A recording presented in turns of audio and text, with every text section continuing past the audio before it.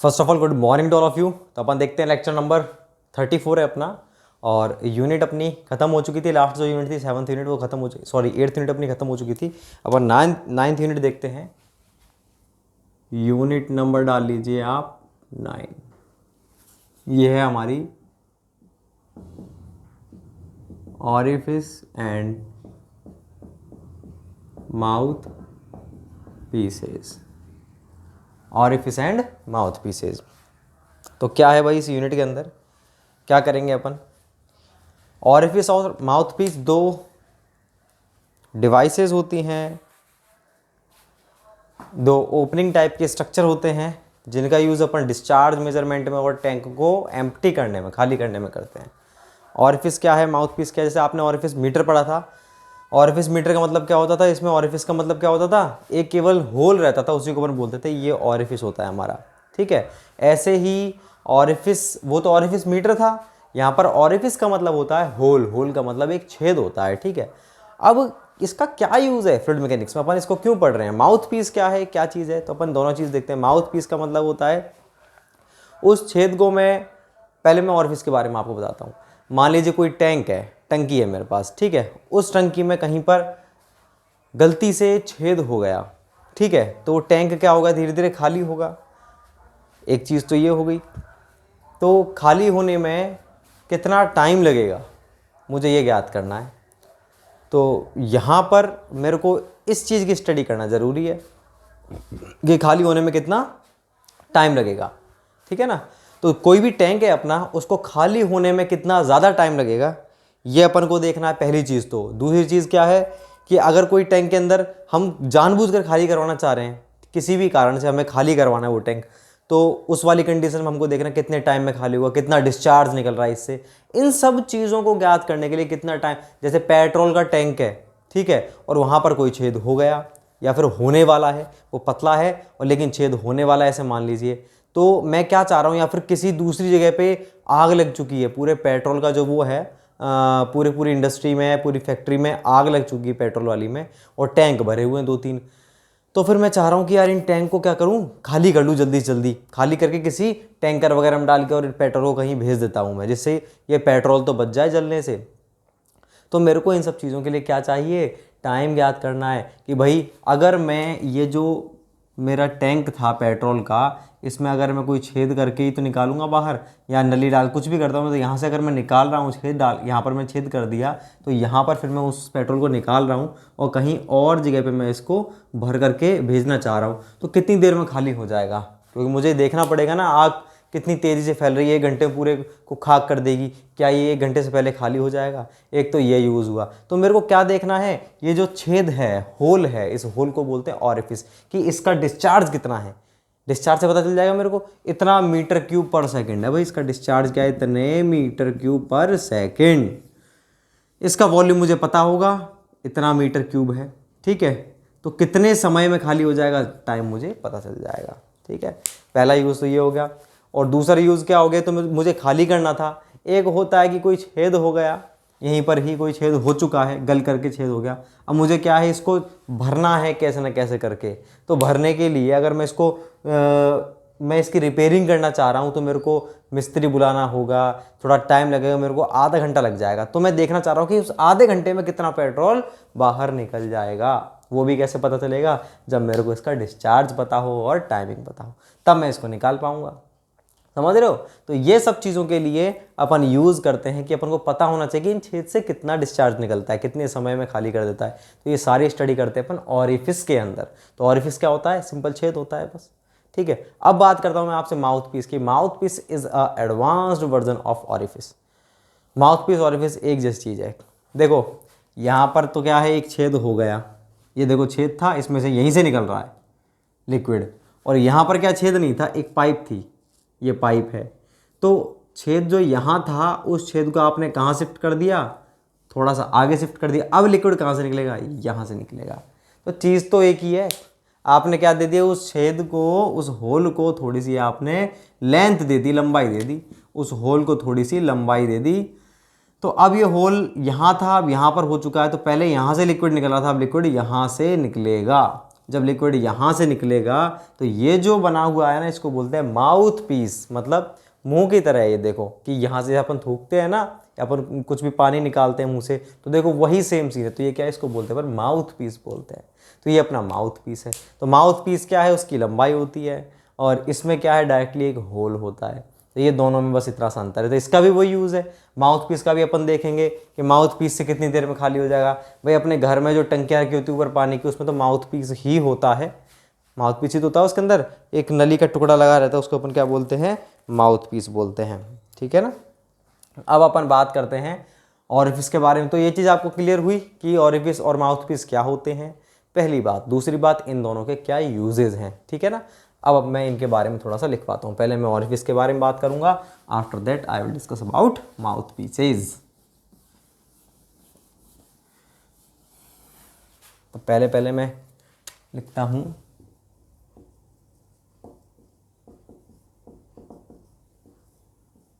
Orifice. क्या है orifice, इसके बारे में लिखते हैं अपन। यह एक स्मॉल ओपनिंग, ओपनिंग मतलब होल, ओपनिंग होता है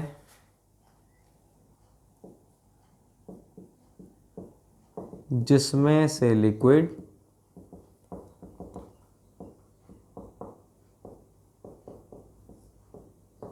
निकलता है। इसे टैंक के साइड या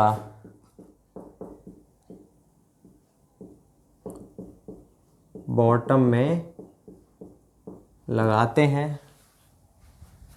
साइड में लगाएंगे टैंक के, या फिर बॉटम में लगाएंगे।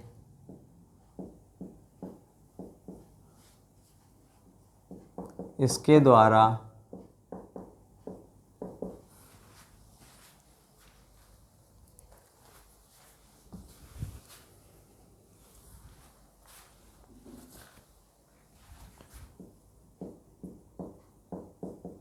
इसका यूज़ टैंक का डिस्चार्ज मापने व टैंक को एम्प्टी करने में किया जाता है। ठीक है भाई। अब आती बात क्या, टाइप ऑफ ऑरिफिस। ऑरिफिस के प्रकार, कितने प्रकार का होता है ऑरिफिस। तो ऑरिफिस जो होता है हमारा, वो 4 प्रकार का होता है, अलग अलग आधार पे होता है। सबसे पहले on the basis of size, size के आधार पर। एक तो छोटा होल हो और एक बड़ा होल हो। ठीक है। तो छोटा होल और बड़ा होल आप किसे बोलोगे, किसे बोलोगे छोटा होल है बड़ा होल है। अब देखो मेरे पास अगर एक रोटी है तो यार ये तो बहुत कम है, लेकिन अगर मैं बात कर रहा हूँ चींटी के लिए, एक रोटी बहुत बहुत बहुत ज़्यादा है। तो यहाँ पर छोटा और बड़ा ऑरिफिस आप किसके आधार पे बोलोगे, अवेलेबल हेड के आधार पे। मैं थोड़ा सा बता देता हूँ पहले। देखो जैसे मान लीजिए ये अपना टैंक है, ये इसका टॉप लेवल है, ये ऑरिफिस है। तो आपको दिख रहा है ऑरिफिस, देखो ये है ऑरिफिस, ये तो इसका साइज़ ये है। इसके सेंटर से अगर मैं टॉप की हाइट लेता हूँ तो ये होता है हेड, कितना हेड है उसका। ठीक है, हेड के बारे में बहुत बता चुका हूँ आपको। अब एक तो ये था, और एक ऑरिफिस ये है।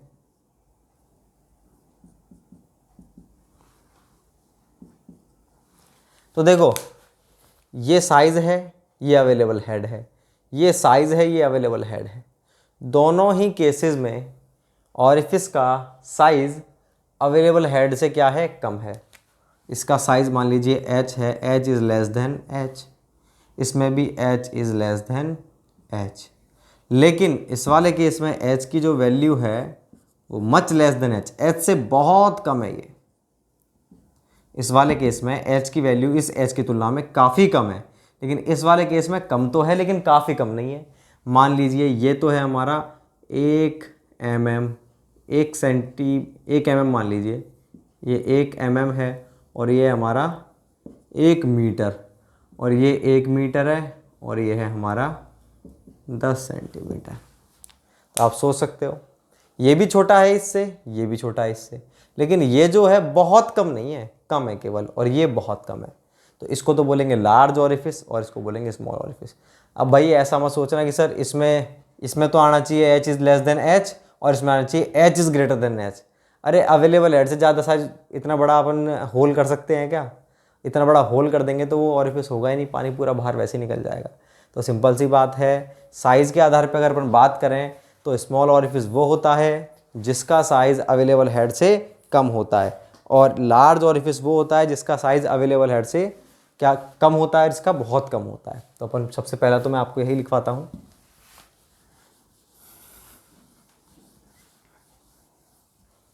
सबसे ए है हमारा on the basis of size.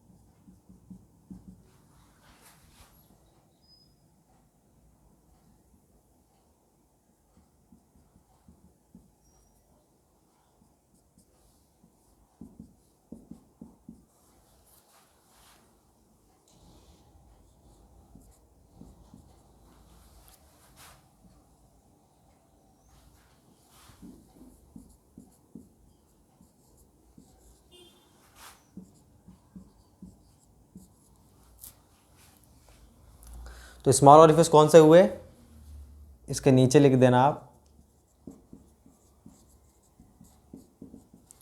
ये वो ऑरिफिस होते हैं, एक सेकंड अभी कुछ मत लिखना, जिनका साइज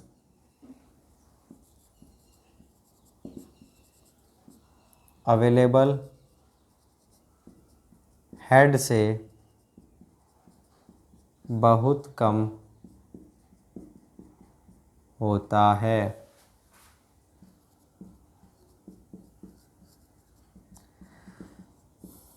ये वो ऑरिफिस होते हैं जिनका साइज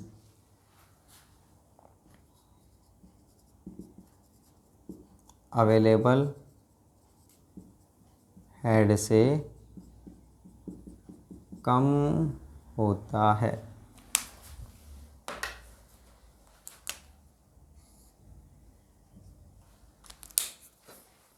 तो आप क्या करोगे, सबसे पहला अपन ने लिख दिया है, आप ऐसा करोगे on the basis of size small orifice, small orifice के नीचे पहले ये लिखना, ठीक है।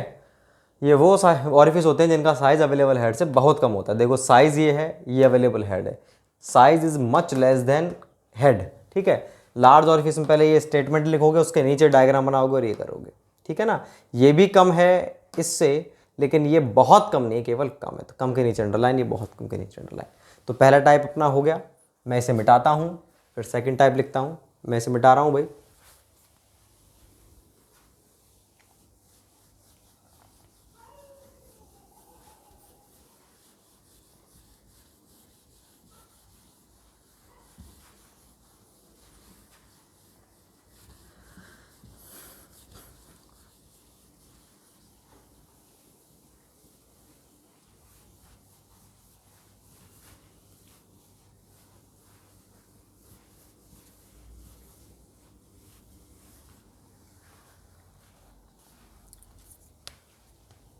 बी है अपना on the basis of shape. इसमें आपको बताने की कोई ज़रूरत नहीं है, आप अपने आप भी देख सकते हो। Circular, inverted triangle, simple triangle, square, rectangular, diamond, कोई सा भी हो सकता है भाई। शेप तो जानते ही हो आप, इसमें तो कुछ लिखवाने की ज़रूरत है नहीं कि circular, inverted triangle, simple triangle, square, rectangular और डायमंड शेप। ये शेप के आधार पे होते हैं।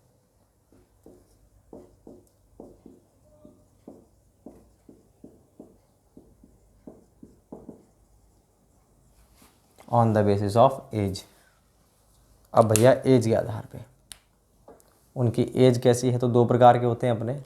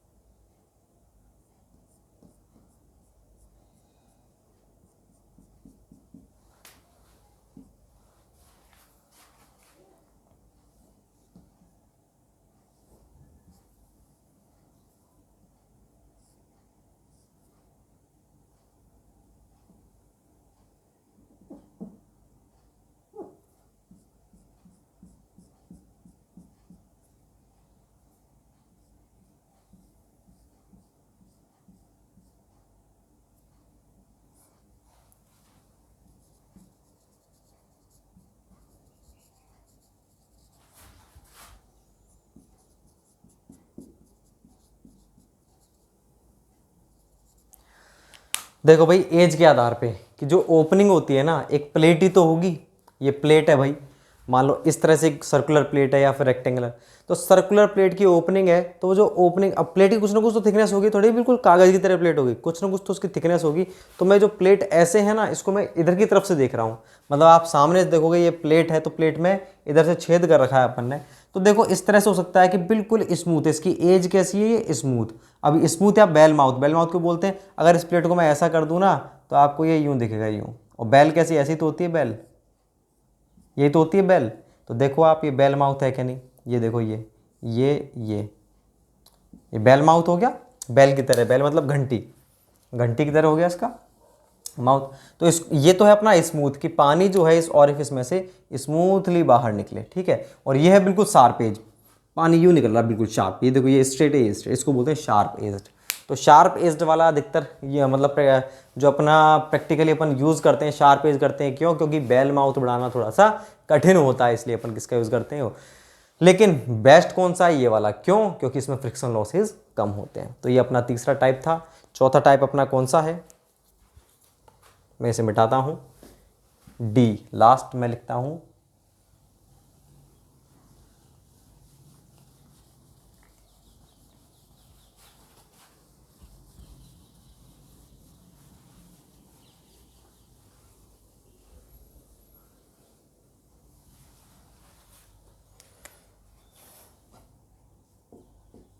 डी है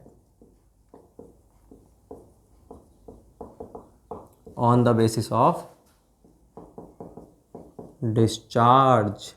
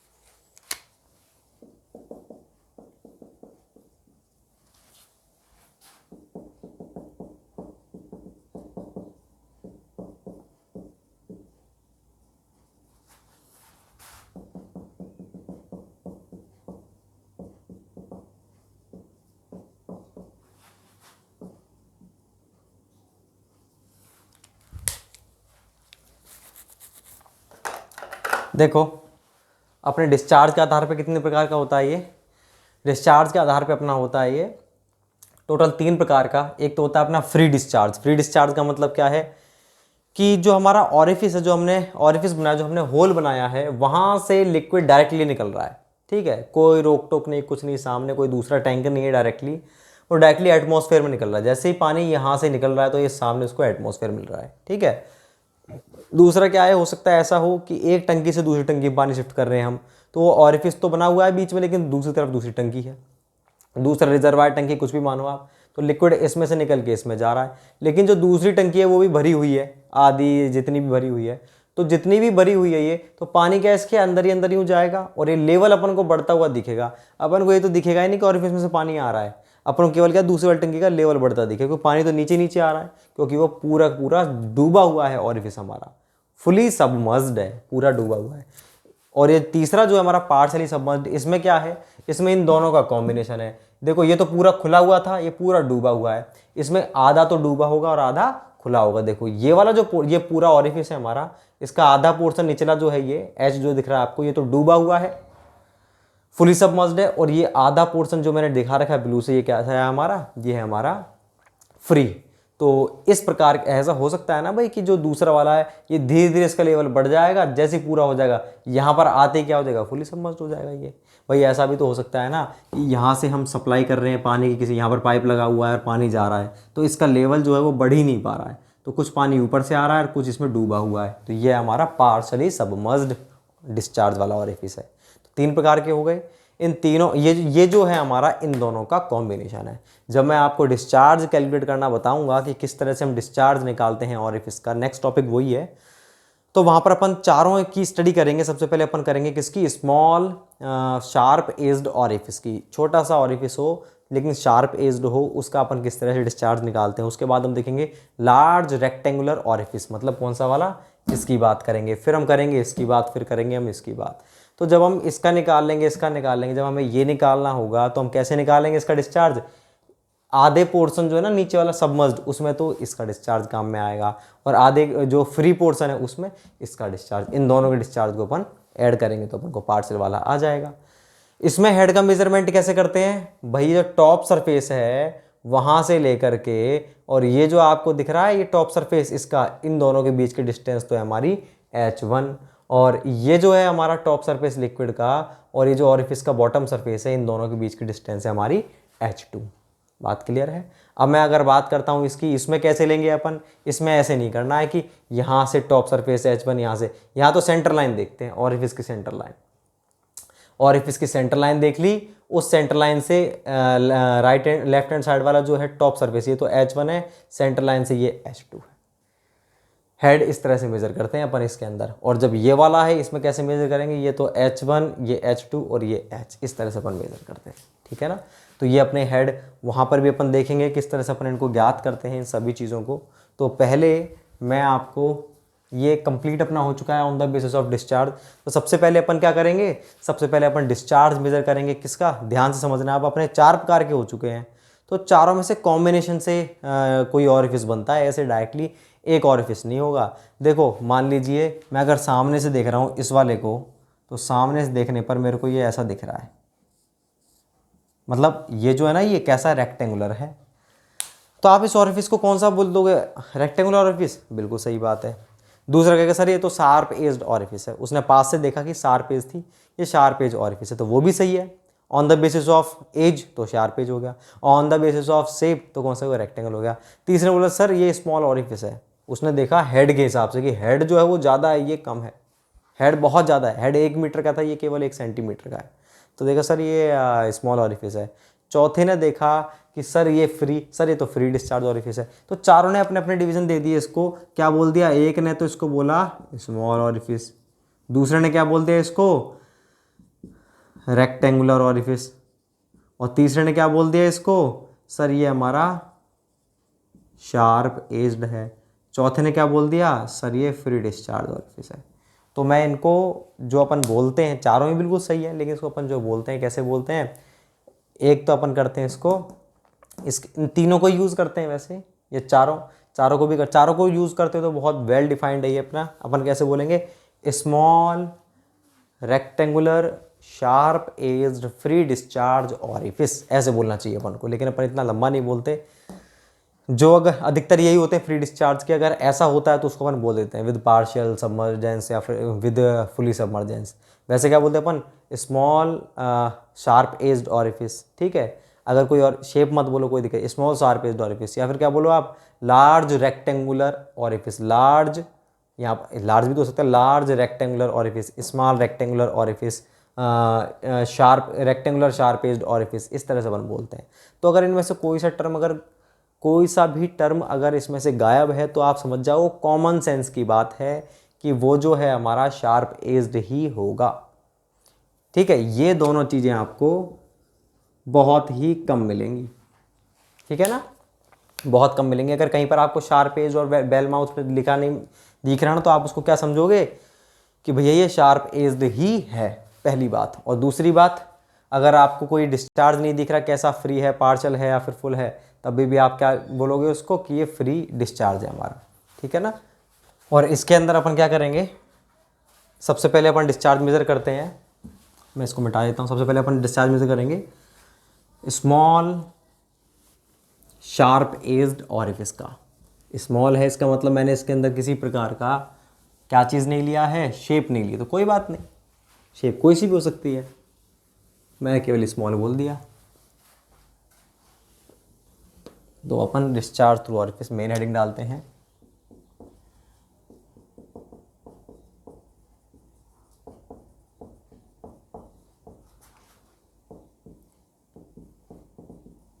डिस्चार्ज थ्रू ऑरिफिस।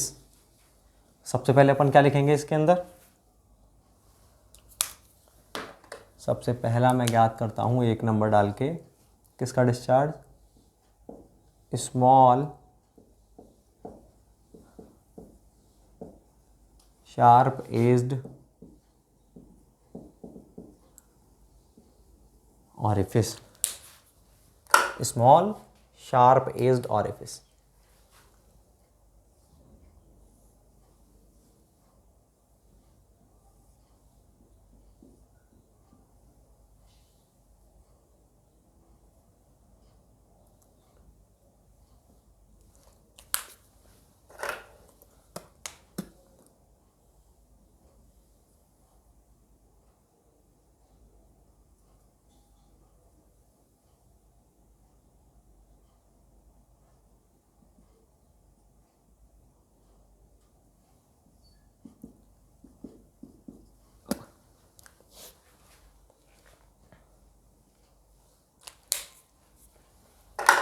तो भैया स्मॉल है ये, और दूसरे क्या है, ये शार्प एज्ड है।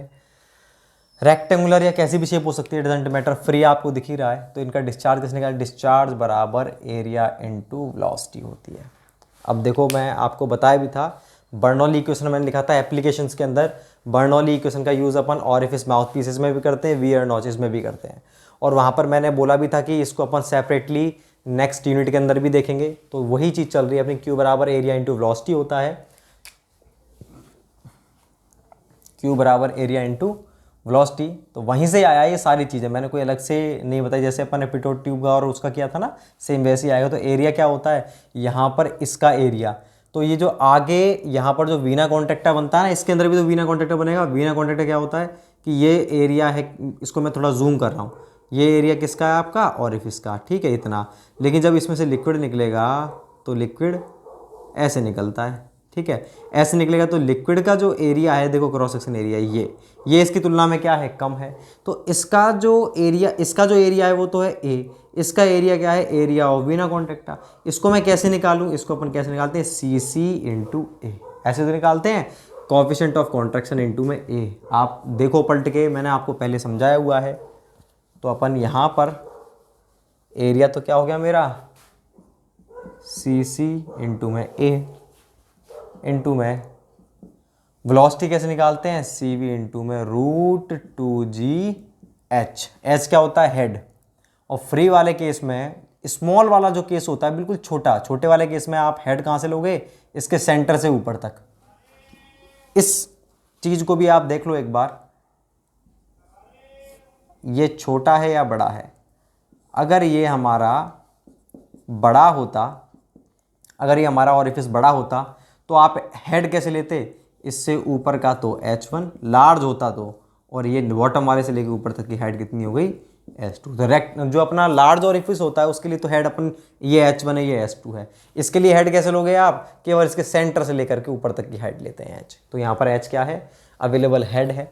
तो मैं इसको और लिख देता हूँ। तो ये स्मॉल के लिए तो ये है, स्मॉल के लिए H कैसे कैलकुलेट करेंगे, ऐसे करेंगे। लार्ज के लिए अपन H केवल सिंगल नहीं होता, 2 H लेने पड़ेंगे आपको। कौन सा, ये वाला और ये वाला, H1 और H2।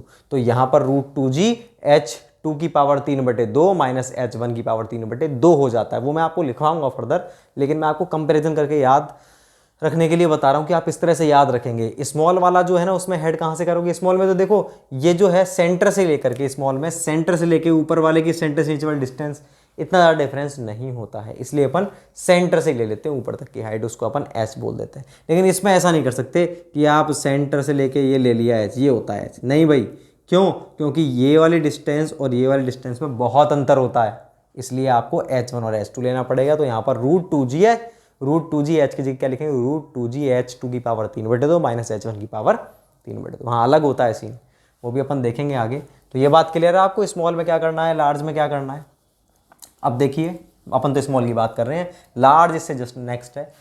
तो मैं CC और CV को आगे ले लेता हूँ, CC into CV A √2g H, ठीक है।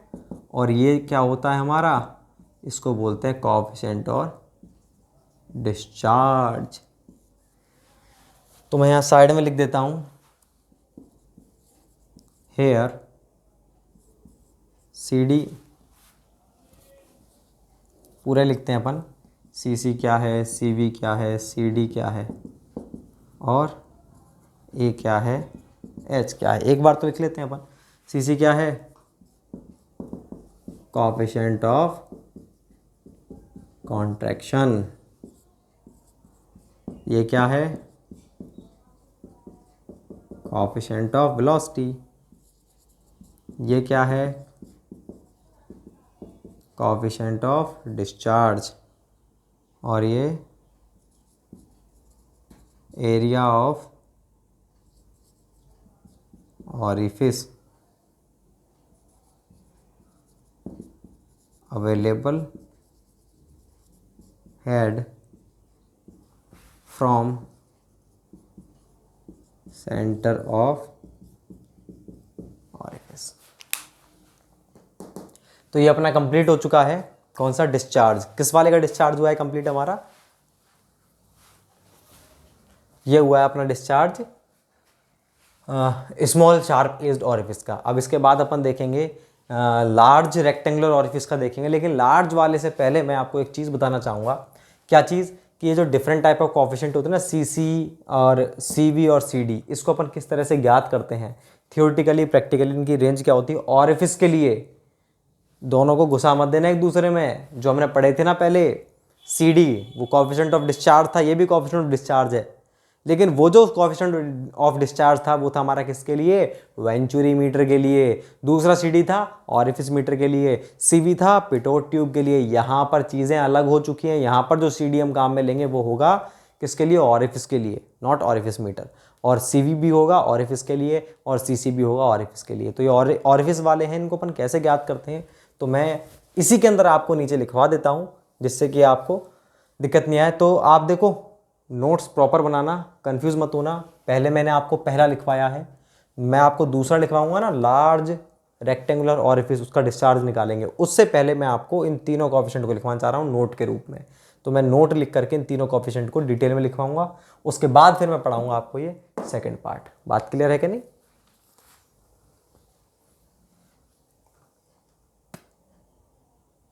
तो मैं इसे मिटाता हूँ।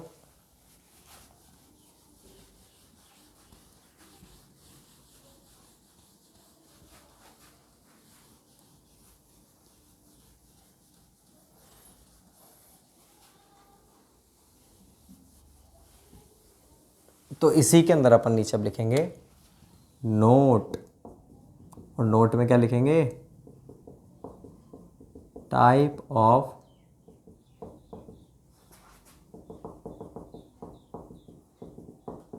कोएफिशिएंट।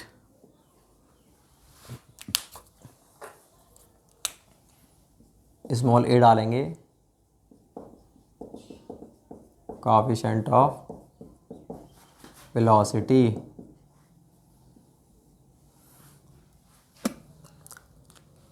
तो कोएफिशिएंट ऑफ वेलोसिटी को अपन किस तरह से तो ज्ञात करते हैं, क्या होता है?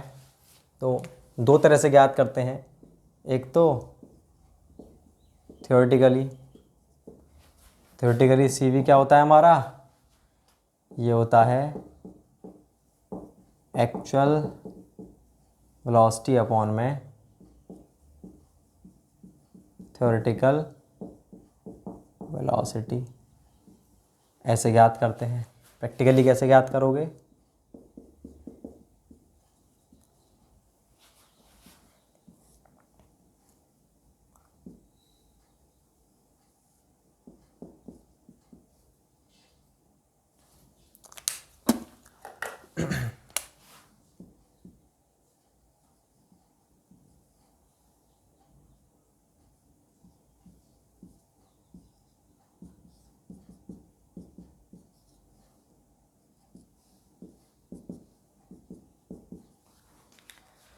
तो देखो भाई, प्रैक्टिकली आप किस तरह से ज्ञात करोगे?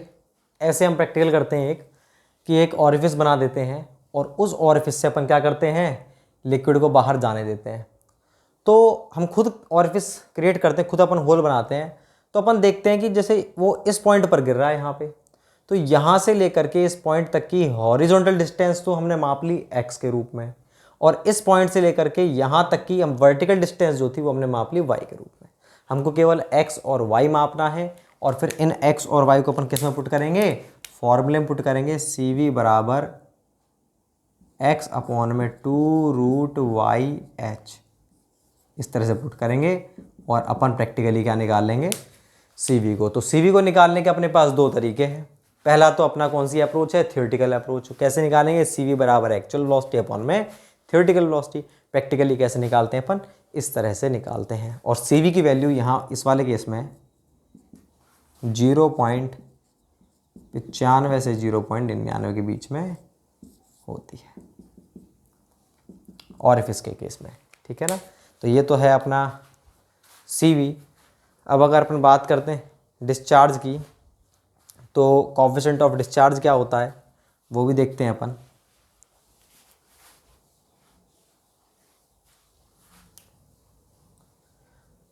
मैं इसे मिटाता हूँ, आप इसको उतारो।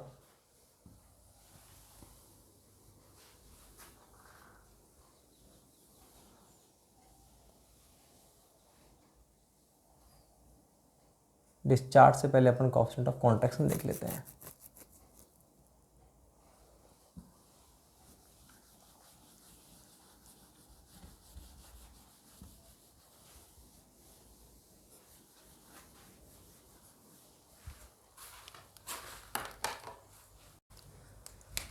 तो सेकंड क्या है, कोएफिशिएंट ऑफ कॉन्ट्रैक्शन। ये क्या होता है भाई, CC। तो जो CC होता है अपना वो क्या होता है, मैं आपको बता चुका हूँ। थोड़ा सा आपको यहाँ पर एक डायग्राम भी बनाता हूँ हल्का सा। मान लीजिए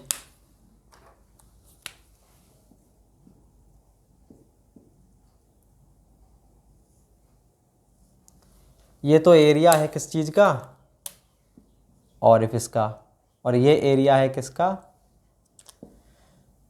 एरिया ऑफ वीना कॉन्ट्रैक्टा। तो अपन को तो वीना कॉन्ट्रैक्टा पर जो एरिया है वहीं पर तो अपन लगाते हैं, वीना कॉन्ट्रैक्टा पर तो अपन लगाते हैं इक्वेशन को, बर्नौली को। तो यहाँ पर मेरे को एरिया चाहिए, AB चाहिए मेरे को। तो AB कैसे निकालता हूँ मैं, AB बराबर A इंटू में CC, यही तो निकालता हूँ। तो यहाँ से देखो मेरा CC क्या हो गया, coefficient of contraction, area at Veena contracta upon में एरिया ऑफ ऑरिफिस।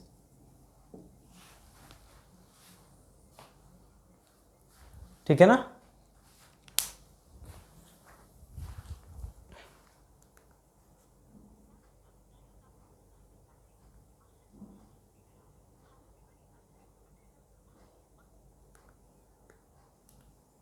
हम्म, 10 बजे के पास है ना, ठीक।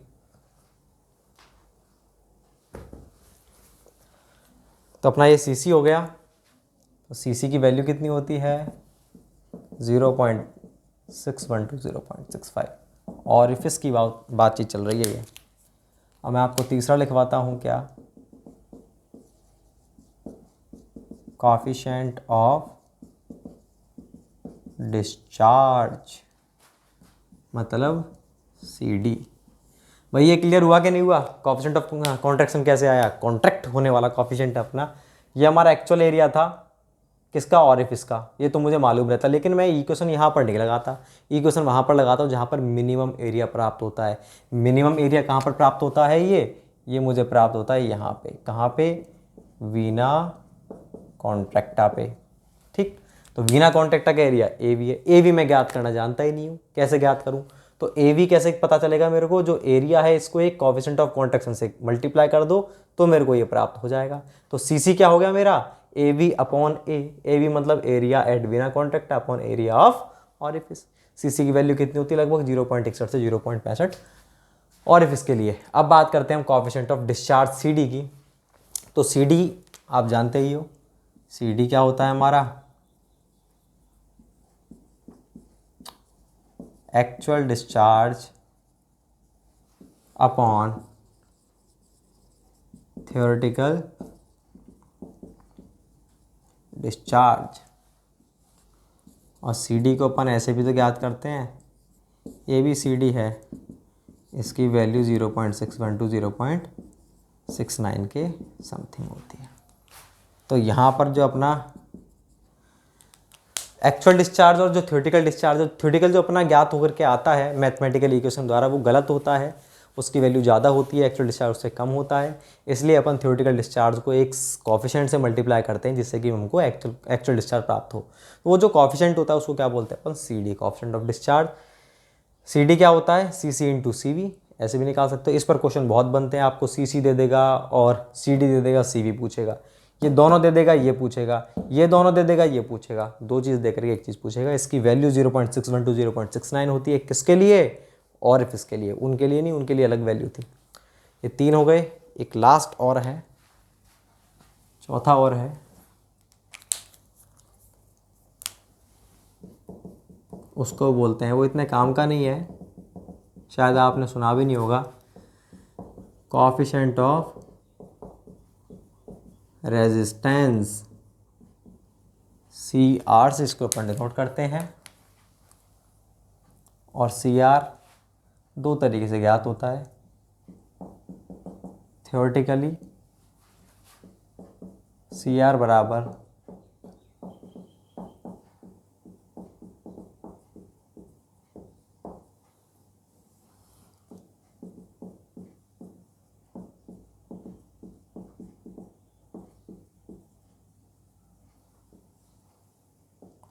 Loss in kinetic energy upon में